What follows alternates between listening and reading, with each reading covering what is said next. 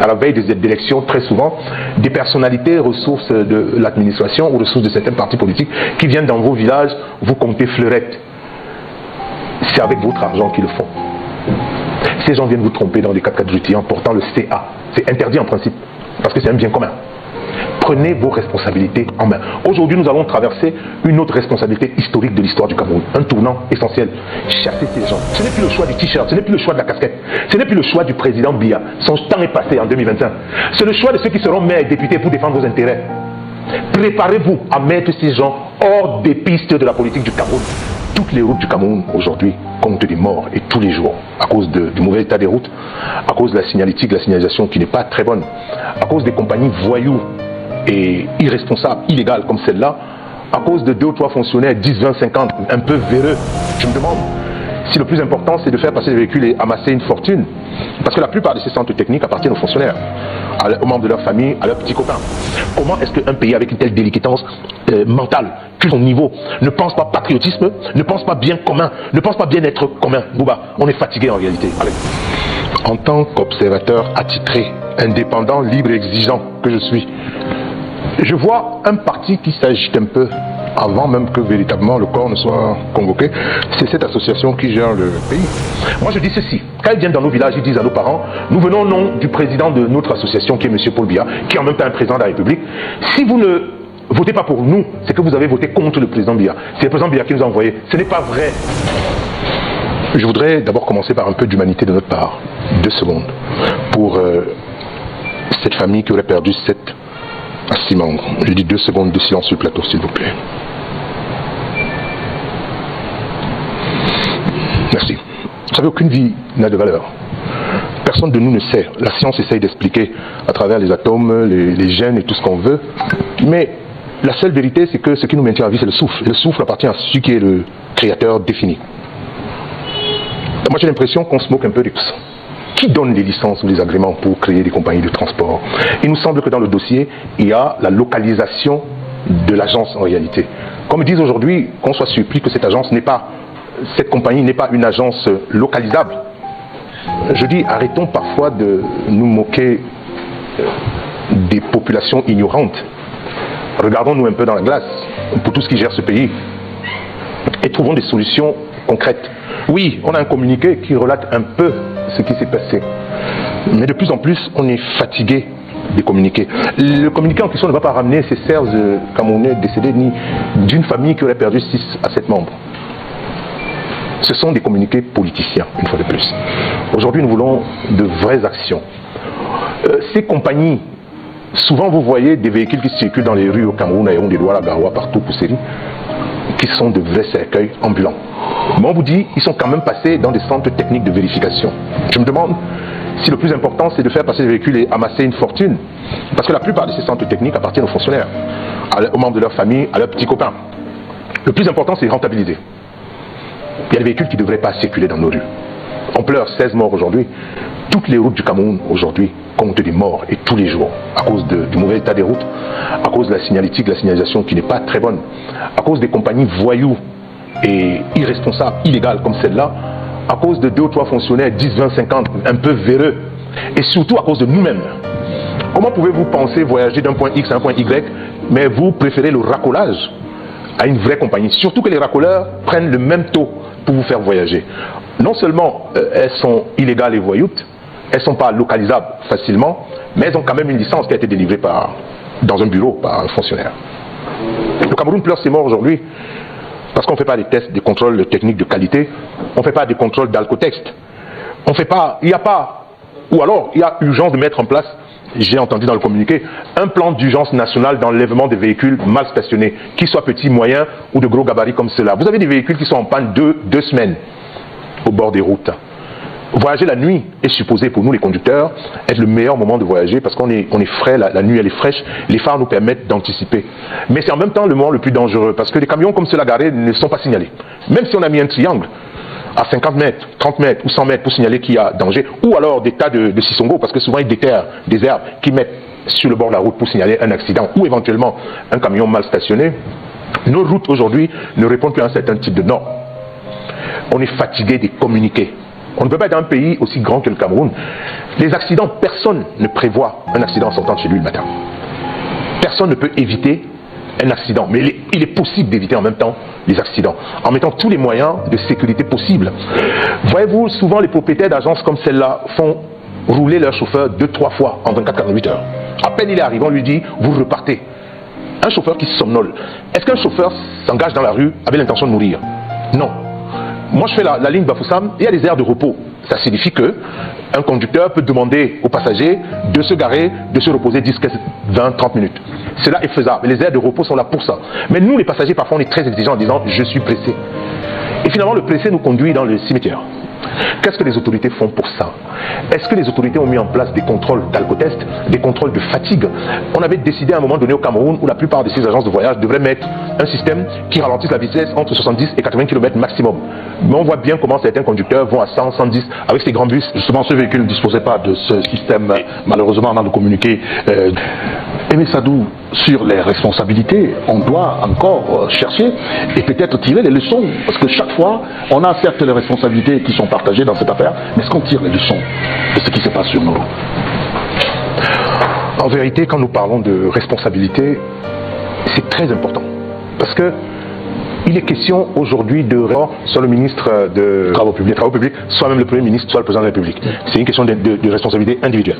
Maintenant, il y a des responsabilités collectives. C'est nous autres. Nous ne tirons pas les leçons de tout cela. Je disais tout à l'heure avant l'émission à Mme Dikou, mais j'aime bien débattre avec elle parce que c'est un des rares communicants du RDPC qui se soucie, comme Roger disait, du bien-être collectif des Camerounais au-delà de sa chapelle politique. Oui. Je ne la connais pas pour dire que Sadou encense une personne. Mais j'ai eu à débattre avec elle, je vois ses positions. En même temps qu'elle défend les idéaux de son parti, en même temps il lui arrive de défendre quand même le peuple camerounais pour lequel cette association gère le pays. On ne va pas tout accepter. Aucune responsabilité n'est véritablement assumée. C'est pour ça que tout ce que nous faisons là, les conséquences, on ne les retient pas. Roger parlait de... Enfin, je me permets de dire Roger parce que c'est mon ami. Hein. Roger parlait de l'épaisseur des routes et que tout le monde est au courant, l'épaisseur du bitume. Madame Dikou me parlait de la largeur des routes qui aujourd'hui nécessite... Si en 60, les routes pouvaient être comme ça parce que la circulation était assez... Mais aujourd'hui, en 2026, on a de gros porteurs, on a des bus, on a de gros véhicules. Les 4x4 n'existaient pas et tout ça. Donc justement, pour que deux véhicules se croisent, c'est de plus en plus compliqué. On ne retient aucune leçon. Nous avons vu, de par le passé, le ministre des Transports suspendre certaines compagnies de transport, mais qui, quelques mois après, se retrouvaient à nouveau à circuler, quelques mois après, avaient juste changé de dénomination. Comment est-ce qu'au ministère des Transports on fait ça? Ils font ça à qui? Moi je voudrais savoir. Est-ce que nous sommes tous des Camerounais? Oui, nous sommes tous des Camerounais. Est-ce qu'on mérite de vivre? Oui, on mérite de vivre. Est-ce qu'on mérite d'avoir un certain bien-être? Oui, on mérite d'avoir un certain bien-être. Pourquoi vous nous imposez cela? Pourquoi vous pensez que s'enrichir par vous-même pourrait... Ils ne respectent rien, ces gens. C'est un échec total et patent. Aujourd'hui, nous disons on est fatigué de ces gens-là, de ces fonctionnaires véreux qui tuent l'économie du Cameroun et qui en même temps tuent les Camerounais par ce genre d'actes, des accidents irresponsables comme cela. On ne retient aucune leçon. Nous tous, on sait ce que c'est que les péages. Pourquoi payer 500 francs un péage qui a été initié par l'État du Cameroun pour l'entretien routier? Il faut que les Camerounais le sachent. Mais des rumeurs courent sur le fait que tout cet argent irait à un endroit précis. La dimension informelle de l'information. Ne sert pas au péage. À quoi sert la prévention routière? À quoi sert tout cet argent, le nombre de Camerounais qui tous les jours circulent sur ces axes dits axe lourd, une invention camerounaise, échangeur simplifié, une autre invention camerounaise, autoroute, une troisième invention camerounaise qui n'en est pas. Peut-être Boumiebel, entrée de Colbison, peut-être, je ne sais pas trop, enfin je le fais de temps en temps, mais quand je regarde les autoroutes dans d'autres pays, bref, aucune conséquence n'est tirée. Sinon, je disais tout à l'heure, un accident, on ne le prévient pas, on ne prévoit pas un accident. Mais on peut s'arranger à diminuer le nombre d'accidents par les infrastructures. Comment est-ce qu'un pays avec une telle délicatesse mentale, plus son niveau, ne pense pas patriotisme, ne pense pas bien commun, ne pense pas bien-être commun? Bouba, on est fatigué en réalité. Allez. En tant qu'observateur attitré, indépendant, libre et exigeant que je suis, je vois un parti qui s'agite un peu avant même que véritablement le corps ne soit convoqué, c'est cette association qui gère le pays. Parce que pour tenir la moindre réunion des autres associations, il faut beaucoup d'autorisation, que très souvent les préfets, sous-préfets s'empressent de refuser ou dénier, même quand c'est des partis qui ont même des représentants à l'Assemblée nationale. C'est quand même une hérésie qu'on ne comprend pas dans ce pays. Donc du coup, On ne voit pas beaucoup. Bon, j'ai des personnes qui m'appellent pour des conseils, des personnes qui sont dans les partis politiques, enfin les associations politiques. On est dans les conseils qu'on peut. Mais véritablement sur le terrain, nous ne voyons pas beaucoup de partis bouger. Le drame dans cette affaire, justement, c'est la précipitation au dernier moment. À notre avis, toujours en tant qu'observateur, je pense que dès qu'une élection elle est passée, on devrait se mettre sur le terrain pour rester à la proximité des citoyens et des populations. Garder le contact. Ce n'est pas à 3 mois, à 6 mois, à 2 mois qu'on commence éventuellement à faire la cour. Je voudrais quand même rappeler aux populations camerounaises, celles du septentrion en particulier. Je parle de celle-là et de l'Est parce que c'est parmi les 4 régions les moins éveillées en matière de politique. Et c'est fait exprès d'ailleurs. Parce qu'on tue le tissu social en matière d'éducation, on tue en même temps le tissu social en matière d'éducation politique. Donc du coup, je m'adresse à ces populations. En 2025, vous avez fait un choix. Le choix de l'alternance définitive. Vous avez d'autres choix à vos des campagnes à la veille des élections, très souvent, des personnalités, ressources de l'administration ou ressources de certains partis politiques qui viennent dans vos villages vous compter fleurettes. C'est avec votre argent qu'ils le font. Ces gens viennent vous tromper dans des 4x4 rutilants portant le CA. C'est interdit en principe, parce que c'est un bien commun.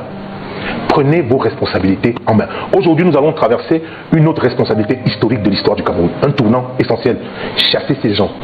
Je le dis en tant qu'observateur, je ne suis pas pour le moment dans un parti politique. Il est temps qu'il y ait une vraie alternance.